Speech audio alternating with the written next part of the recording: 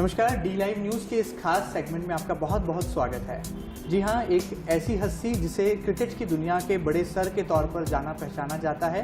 Cricket के वही बड़े सर जिन्होंने न केवल हिंदुस्तान के दिल से बहुत सारे युवा क्रिकेटर टीम इंडिया को दिए, बल्कि आज भी उन्होंने अपना पूरा जीवन, कहा जाए कि जीवन का एक बहुत बड़ा जो तबका है, बहुत बड़ा जो एक सेगमेंट है, वो उन्होंने क्रिकेट को डेडिकेट किया। किस तरह से बड़े सर की रगों में क्रिकेट को लेकर एक जुनून है और आखिर सर का वो कौन सा सपना है जिसे वो चाहते हैं कि वाकई में हिंदुस्तान के खिलाड़ी पूरा करें। आज इन तमाम मसलों पर बातचीत करेंगे, साथ ही साथ सर से जानने की कोशिश करेंगे कि किस तरह से संजय जगदाले, ये नाम आज मध्य प्रदेश क्रिकेट एसोसिएशन के अध्यक्ष के तौर के साथ ही साथ तमाम बड़े युवा क्रिकेटर्स के जहन में भी एक आदर्श के तौर पर बहता है। सर, सबसे पहले आपका बहुत बहुत स्वागत है डी लाइव न्यूज़ पर। सर, यूँ तो पूरा जीवन आपका अगर हम देखें तो क्रिकेट में ही रचदा और बसता है। किस तरह से सर आपने नए क्रिकेटर्स को तैयार करने में जो एक पसीना बहाया, मेहनत की, आज आप जीवन के इस पलों को कैसे याद करते हैं और क्या कहना चाहेंगे सर, कौन कौन से ऐसे सपने हैं जो आपको लगता है कि युवा क्रिकेटर्स को अभी पूरा करना आपके बाकी है? देखिए, जब मैं खेलता था तो इंदौर में और पूरे मध्य प्रदेश में ही बिल्कुल क्रिकेट की सुविधाएं नहीं थी और कोई खेलने की फैसिलिटी नहीं थी, खिलाड़ियों को खेलने नहीं मिलता था हम लोगों को। और जब मैं अपने खेलने के करियर के अंत में आ गया तो मैंने ये सोचा कि मैं जो मेरी जनरेशन जिस तरह से सफ़र करी है उस तरह से मैं आने वाली जनरेशनों को अपने कोशिश से ये कमी को दूर करूँगा। और लोग कहते थे कि इंदौर में क्रिकेट ख़त्म हो गया है, तो मैं कभी मानता नहीं था। हमेशा मेरा ये मत था कि क्रिकेट ख़त्म नहीं हुआ है, अपॉर्चुनिटीज़ और सुविधाएं खत्म हो गई हैं, जिसके कारण खिलाड़ियों को ऊपर आने का अवसर नहीं मिलता है। जी जी। और वो कमी दूर करने का मेरा हमेशा एक मकसद था। और कहाँ तक सफल हुआ हूँ ये तो जो क्रिकेट समझते हैं, मध्य प्रदेश का क्रिकेट जानते हैं, उनके ऊपर है जज करना। फिर इसी को सोच के मैं कोचिंग में उतरा। रिटायरमेंट होने के बाद मैंने कोचिंग शुरू करी कि मैं जो भी थोड़ा बहुत समझाऊँ, खेल के समझाऊँ, वो युवा खिलाड़ियों को गाइड कर सकूँ। बिल्कुल। और इसी उद्देश्य से फिर मैंने क्रिकेट क्लब ऑफ इंदौर खोला और कोचिंग करी। और आज तरह तरह के जवाबदारियाँ निभा के क्रिकेट में मैं आज भी निसंकोच कह सकता हूँ कि जितना मैंने कोच के रूप में एंजॉय किया क्रिकेट का, उतना और किसी रोल में नहीं किया। बिल्कुल। वाकई में संजय जगदाले जी की शख्सियत, उनका व्यक्तित्व ही इतना अनुपम है कि तमाम जो बड़े युवा क्रिकेटर्स हैं वो आज भी बड़े सर के सिखाए टिप्स को भूलते नहीं हैं। साथ ही साथ बड़े सर न केवल युवा क्रिकेटर्स को प्रोत्साहित करते हैं, बल्कि हमारी टीम इंडिया के चयनकर्ता भी रहे हैं। सर, बतौर भारतीय क्रिकेट टीम के चयनकर्ता के तौर पर आपने टीम इंडिया को भी बनाया, वहाँ पर भी डायरेक्शन दिया, वहाँ पर भी गाइडेंस दिया। किस तरह से सर आपको वो पल याद आते हैं जब टीम इंडिया में सिलेक्टर के तौर पर आप थे? वहाँ पर क्या क्या आपको चुनौतियों का सामना करना पड़ता था? कितना मुश्किल, कितना आसान था ये सब?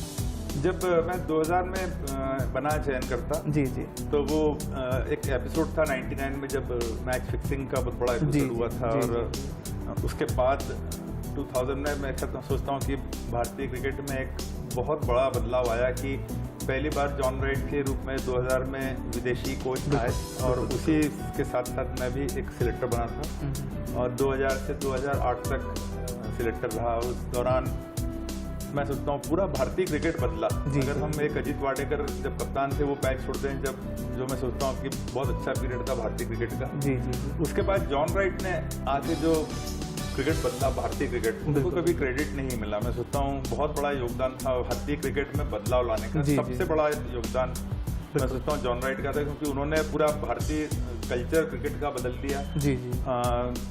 वर्क एथिक होते हैं जो किस तरह ट्रेन करना, किस तरह से टीम की भावना लाना, किस तरह राष्ट्रीयता की भावना लाना, किस तरह से टीम बन के खेलना और कैसे नए खिलाड़ियों को प्रमोट करना, ये जॉन राइट के आने के बाद भारतीय क्रिकेट में शुरू हुआ। जी। और उसी के साथ भारतीय क्रिकेट बहुत अच्छा बढ़ता गया। और एज ए सिलेक्टर उस समय बड़ी अच्छी चुनौतियाँ थी कि काफ़ी सीनियर लोग निकल रहे थे और उनकी जगह युवा खिलाड़ियों की जगह थी। जी। तो एज ए सिलेक्टर भी बड़ा चैलेंजिंग वो था और बड़ा एंजॉय करने वाली चीज़ थी कि मुझे अच्छा लग रहा था कि उन वर्षों में कि मैं जो चीज़ पसंद करता हूँ, जिस तरह से वही चीज़ का मुझे करने का मौका मिला। जी। और अगर सोचे तो 2000 से 2004 तक का जो पीरियड है जब सौरव गांगुली कप्तान बने, मैं सोचता हूँ भारतीय क्रिकेट की जो बल्लेबाजी थी, बिल्कुल, अगर हम टेस्ट क्रिकेट के इतिहास की पूरी बल्लेबाजी निकालने, जी। तो गिनी की ऐसी टीमें निकलेंगी जिसमें इतनी अच्छी आकर्षक बल्लेबाजों की मौजूदगी थी किसी भारतीय टीम। बिल्कुल बिल्कुल बिल्कुल। दूसरा सर, एक चीज़ और आपसे जानना चाह रहा था कि बहुत सारे युवा क्रिकेटर्स जो कि मध्य प्रदेश का प्रतिनिधित्व करते थे, रणजी प्लेयर्स थे, उनको भी आपने भारतीय क्रिकेट टीम में पहुंचाने में बहुत बड़ा योगदान दिया।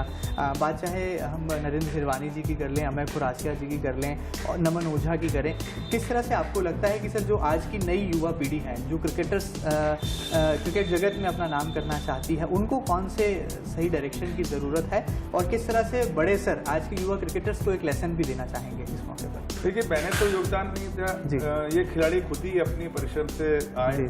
हाँ, उनको जहाँ मैं गाइड कर सकता वो किया। इनमें खुद में बहुत योग्यता थी और खुद ने इन्होंने बहुत मेहनत करी, खूब आत्मविश्वास भी बहुत था और योग्यता भी थी, और सारा श्रेय तो उन्हीं को दिया जाना चाहिए, खिलाड़ियों को। और जहाँ तक आज भी ऐसा नहीं कि आज के खिलाड़ियों में अभी नमन अभी भी भारतीय टीम के रहते हैं या ईश्वर पांडे भी आते हैं, तो प्रतिभा अभी भी है। क्योंकि दुर्भाग्य से उनको जैसा अवसर मिलने से खेलने के दोनों को मिल नहीं पाए अभी तक, पर मुझे विश्वास है कि आने वाले समय में उनको मिलेगा। बिल्कुल। और मैं तो हमेशा यही कहता हूँ खिलाड़ियों को कि अपने आप को बैक करिए, अपना आत्मविश्वास रखिए जी। और खूब कड़ी मेहनत कीजिए। कोई शॉर्टकट नहीं है और शॉर्टकट के लिए देखना भी नहीं चाहिए, और मैं सोचता हूँ कि बहुत से सेक्रीफाइस करने के लिए आपको तैयार रहना चाहिए अगर आपको अपने ड्रीम्स को अचीव करना है। बिल्कुल ठीक बात है सर। क्रिकेट जगत में यूँ तो बड़े सर के तौर पर आपको जो है बहुत प्रसिद्धि हासिल है, नए क्रिकेटर्स भी आपको बड़े सर के नाम से पुकारते हैं। क्या कहना चाहेंगे सर, मध्य प्रदेश में कितनी अच्छे क्रिकेट की संभावनाएं हैं, और अब जब मध्य प्रदेश क्रिकेट एसोसिएशन की कमान आपके हाथों में है, तो आप कौन कौन से ऐसे बदलाव हैं जो कि अब क्रिकेट के साथ जो पैटर्न बदला है उसमें आप वो अमूलचूल बदलाव लाना चाहते हैं? देखिए, कोचिंग और सुविधाएं बढ़ाई, इंफ्रास्ट्रक्चर बहुत अच्छा बढ़ रहा है कुछ गत वर्षों में। मध्य प्रदेश में बहुत अच्छा इंफ्रास्ट्रक्चर बढ़ा है, छोटी छोटी जगहों पे भी सुविधाएं उपलब्ध कराई हैं एमपीसीए ने, और अभी भी हम उसी तरफ प्रयास कर रहे हैं। जबलपुर में और सागर में जोनल अकेडमीज खोल दी गई, रीजनल अकेडमी वहाँ पे, इंदौर में तो है ही मेन अकेडमी, और डिस्ट्रिक्ट लेवल और क्लब लेवल के नीचे तक के हम जा रहे हैं खेलने, और ताकि वहाँ के बच्चों को भी सुविधाएं मिल सकें और प्रॉपर गाइडेंस मिल सके। बिल्कुल। सर, अपने जीवन के ऐसे कौन से पल हैं सर जो मोस्ट मेमोरेबल मोमेंट बनते हैं आपकी लाइफ के? ये तो बहुत सारे ऐसे पल होंगे आपके करियर से जुड़े, खेल के मैदान से जुड़े, कौन से ऐसे पल हैं जो आप सर याद करना चाहेंगे?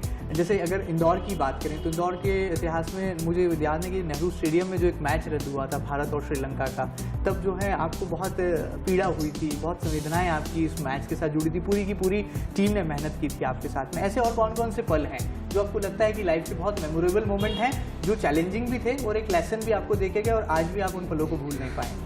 देखिए, क्रिकेटिंग तो बहुत सारे, इनको कहना एकदम शॉर्ट उसमें लाना। जी पहली बार भारत जब पाकिस्तान में जीता श्रृंखला, एक बहुत बड़ी उपलब्धि थी। मैं वहाँ मौजूद था उस समय, मैं चयन करता भी था। तो बड़ा यादगार क्षण है वो, बड़ा रोमांचक वो था। और उसके बाद हम विश्व कप में फाइनल में खेले 2003 में साउथ अफ्रीका में, वो भी है। पर एक बड़ी यादगार क्षण जो मैं कभी भूलूंगा नहीं, वो कलकत्ता में 2000 में स्टीव वॉक की टीम के जो भारत ने कलकत्ता टेस्ट जीता। और मैं सोचता हूँ वीवीएस लक्ष्मण ने जो पारी खेली, डबल शतक, जो कि मैं सोचता हूँ टेस्ट क्रिकेट की मैं वन ऑफ द ग्रेटेस्ट। मैंने तो इतनी अच्छी बल्लेबाजी, ऐसी इनिंग नहीं देखी, और मैं भाग्यशाली मानता हूँ कि लगभग 1 लाख लोगों के साथ में मैं भी वहाँ मौजूद था। हमेशा यादगार क्षण है मेरे हिसाब से कि लक्ष्मण ने जो वो पारी खेली, वो आज भी जहन में घूमती है। किस तरह से कोई एक आदमी इस तरह ऐसी कंडीशन में ऐसी इनिंग खेल सकता है। बिल्कुल। सर, आपका जो नाम है ये मध्य प्रदेश में क्रिकेट को बढ़ावा देने के लिए भी पहचाना जाता है। इंदौर को नए स्टेडियम की सौगात देना, उसका भी कहीं ना कहीं योगदान आपका बहुत उसमें देखा जाता है, आपको श्रेय जाता है।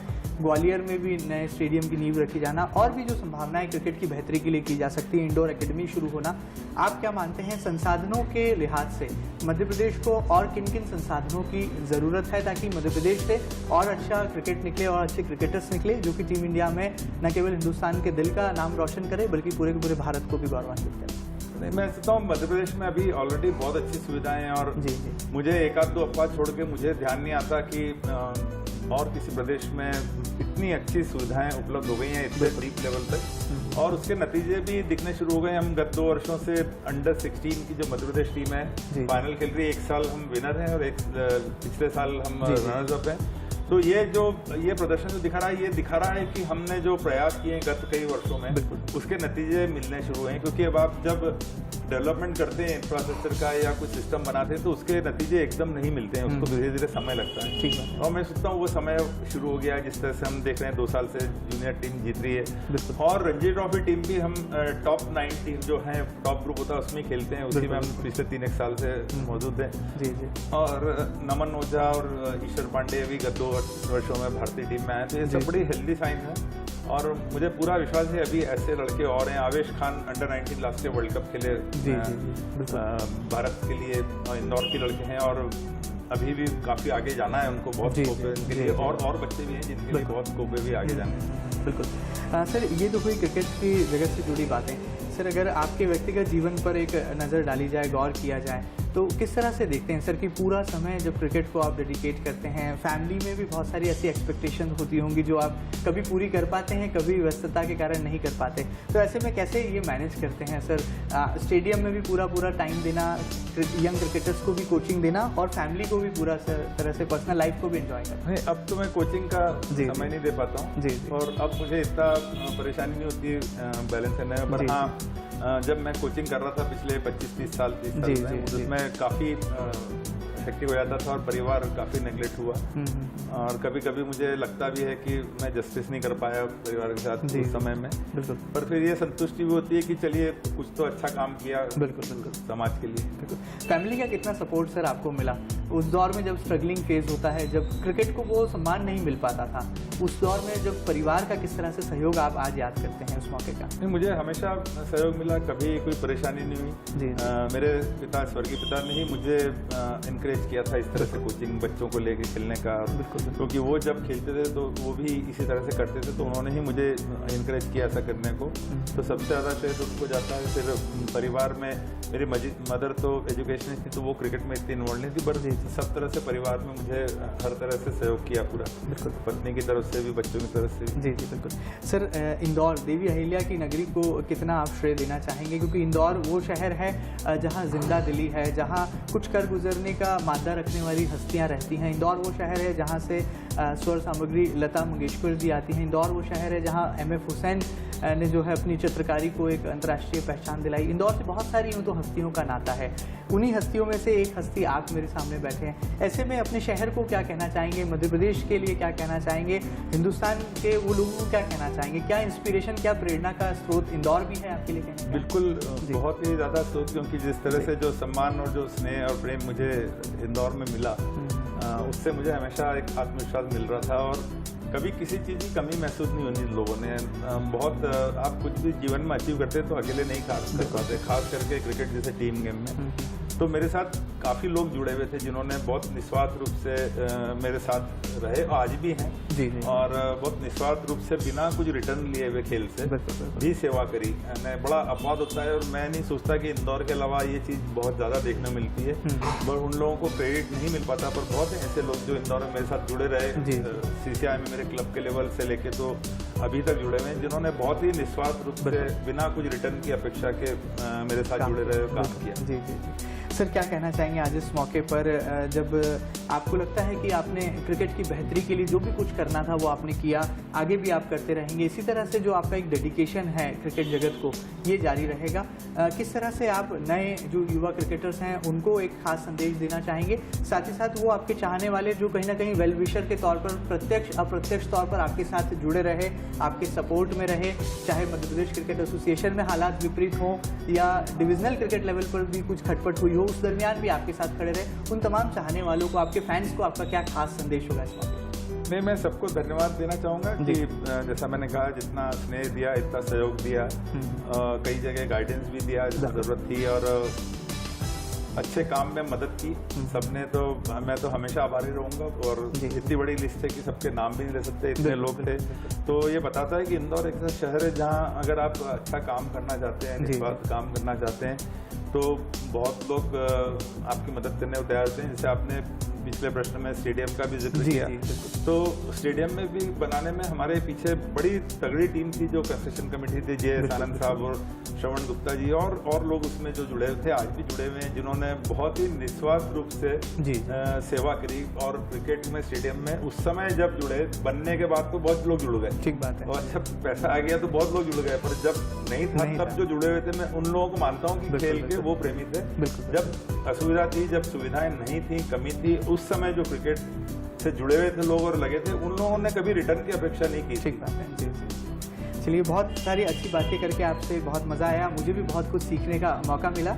जी हाँ, संजय जगदाले जी एक ऐसे व्यक्तित्व, एक ऐसी हस्ती हैं जो कि वाकई में अपने जीवन में अनुशासन को न केवल एक बड़ी तवज्जो देते हैं, बल्कि किस तरह से क्रिकेट की बेहतरी के लिए सोचा जा सकता है, संसाधनों के लिहाज से भी, क्रिकेटर्स को नई ट्रेनिंग कोचिंग देने के लिहाज से भी, और क्रिकेट की दुनिया से जुड़े तमाम आयामों को छूने के साथ ही साथ जीवन में सही लक्ष्य को हासिल करने का जो एक जज्बा, जो एक ऊर्जा बड़े सर में दिखाई देती है, वो वाकई में उन्हें सलाम करने का मन करता है। और हमारे हिंदुस्तान के अनमोल रत्नों में से एक है श्री संजय जगदाले जी। आज इस मौके पर हम उन्हें भी सलाम करते हैं और उम्मीद करते हैं कि संजय जगदाले जी के व्यक्तित्व से प्रेरणा लेकर न केवल आने वाली युवा पीढ़ी बहुत कुछ अपने जीवन में कर गुजरने के लिए पाठ सीखेगी, बल्कि क्रिकेट की बेहतरी के लिए और क्या किया जा सकता है, इस दिशा में भी कहीं ना कहीं एक सकारात्मक पहल की जा सकेगी। डी लाइव न्यूज़ के इस खास प्रोग्राम में फिलहाल इतना ही। अगली बार फिर मुलाकात करेंगे एक और हस्ती से, तब तक इजाज़त दीजिए। नमस्कार सर, बहुत बहुत शुक्रिया, आपने हमसे खास बातचीत की। Thank you.